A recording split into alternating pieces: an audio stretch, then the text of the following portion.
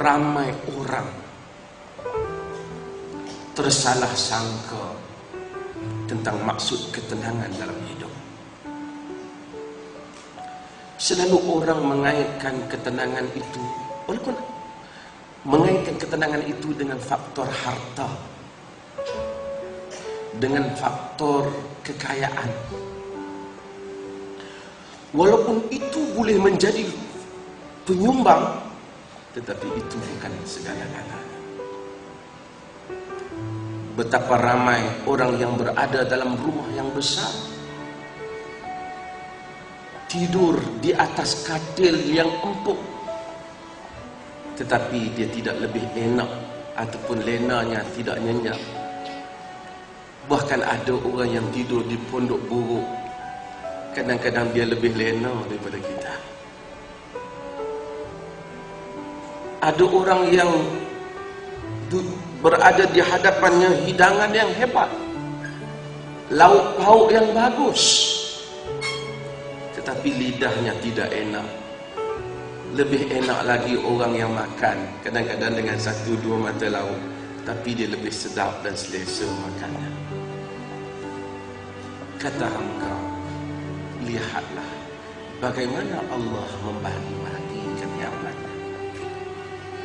Semua orang sangka kalau orang tu ada rumah besar dan makanan yang sedap, tentulah hidup dia bahagia dan tenang. Belum tentu.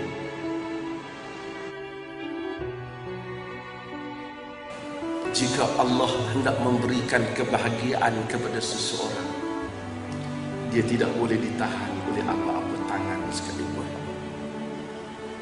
Jika Allah menghalang kebahagiaan kepada seorang, dia tidak boleh dihulur oleh apa-apa tangan. Jika Allah uruskan urusan kita dan Allah tidak serahkan diri kita kepada kita, walaupun sekelip mata, dunia boleh berbuat apa-apa, tetapi mereka tidak boleh mencabar kebesaran kerajaan Allah.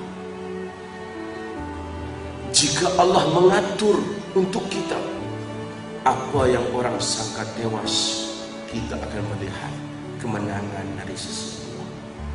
Apa yang orang rasa rugi, Allah akan memberikan keuntungan yang mana jalan-jalan manusia tak sangka, tetapi Allah boleh mewujudkan keajaiban dalam kehidupan.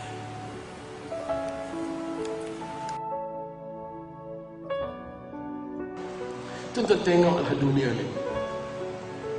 Kadang-kadang tuan-tuan, manusia dia hilang satu benda daripada dunia.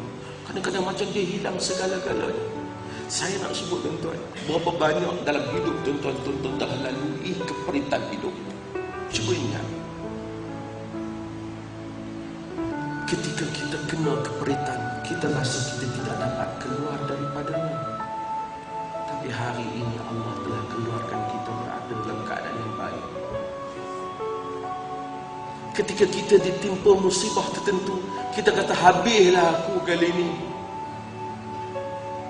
Tapi usia kita telah berjalan, kita masih lagi hidup dan makan dan menikmati kurniaan Tuhan. Ketika kita kata, ya Allah tolonglah aku, ya Allah tolonglah aku susah ya Allah. Hari ini kita pun telah lupa kepada perkataan itu. Dan kita pun lupa kadang-kadang untuk bersyukur di atas berbagai rancau hidup yang telah Allah keluarkan kita daripadanya. Orang-orang yang diberitahu kepada mereka, Nuh, orang ramai sedang berkumpul untuk ambil tindakan kepada kamu. Nuh, orang nak ambil tindakan kepada hang. Nuh, orang nak ambil tindakan pada kau. Nuh, ada orang nak bertindak pada kau. Kata Allah, iman dia tambah. Bukan kita kata, pasal apalah Allah uji aku, apalah dosa aku. Dah. Kata Quran, iman mereka bertambah. Mereka kata, hasbunallah wa ni'mal wakil. Cukuplah bagi kami ni Allah, dialah sebaik-baik tempat diserahkan urusan. Siapa yang tidak melaluinya tidak akan memahami maksud ini. Orang-orang yang pernah hidup dan bertawakal, dia akan mengetahui tentang keajaiban tawakal. Bila hati insan bulat kepada Ya Rabb, inni fawwadtu hadza amri ilaik.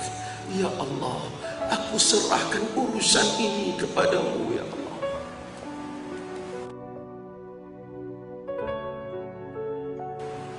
Apabila insan melihat dunia daripada dimensi akhirat, dia akan merasakan dunia ini sangat kecil. Kehidupan ini sangat luas. Nabi sebut dalam hadis yang diriwayatkan oleh Imam Muslim, Allah bawa pada hari akhirat asyaddan nas, manusia yang paling derita dalam dunia. Saya tak tahu manusia paling derita dalam dunia ni. Allah ambil dia, Allah masukkan dia ke dalam syurga. Fahumiza fil jannah, dia dimasukkan, dicelup masuk ke syurga. Kemudian dia dikeluarkan. Lalu ditanya dia, ya fulan, hal marrat bika minal ba'sqat. Wahai fulan, adakah kau pernah rasa derita dalam hidup? Dia kata, tak. Ayo, aku tak pernah derita apa hidup. Hanya kerana masuk sekelip mata di dalam syurga, lupa cerita derita. Allah ambil manusia yang paling nikmat